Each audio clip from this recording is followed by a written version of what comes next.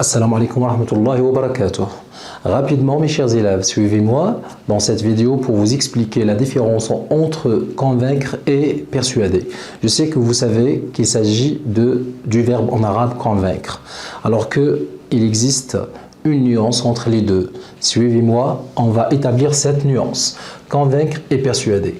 Convaincre, c'est amener quelqu'un par des raisons et des preuves à croire à quelque chose comme vrai ou bien nécessaire.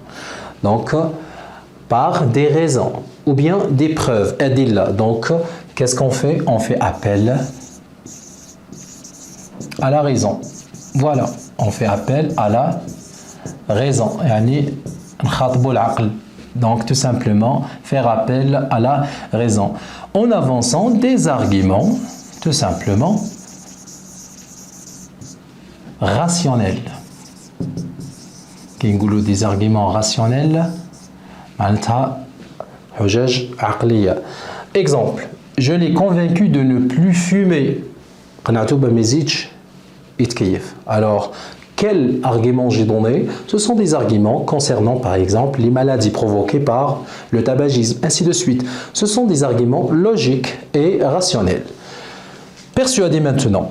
Amener quelqu'un à croire quelque chose, souvent par des arguments qui font appel aux sentiments et aux émotions. Je donne des arguments psychologiques qui touchent et les sentiments et les émotions. يعني نقيسوا بهم المشاعر. الحجج اللي نمدوا toujours vont toucher راح نقيسوا المشاعر والأحاسيس تاع الشخص اللي نخاطبوا فيه. Donc suivez l'exemple. Il a persuadé ses parents de lui acheter un vélo. Comment il a persuadé ses parents, son père peut-être, de lui acheter un vélo? Peut-être il a pleuré. Donc ça c'est un argument sentimental, si on peut le dire, ça touche les sentiments.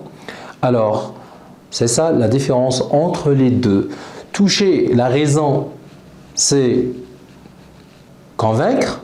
Toucher les sentiments et les émotions, c'est persuader.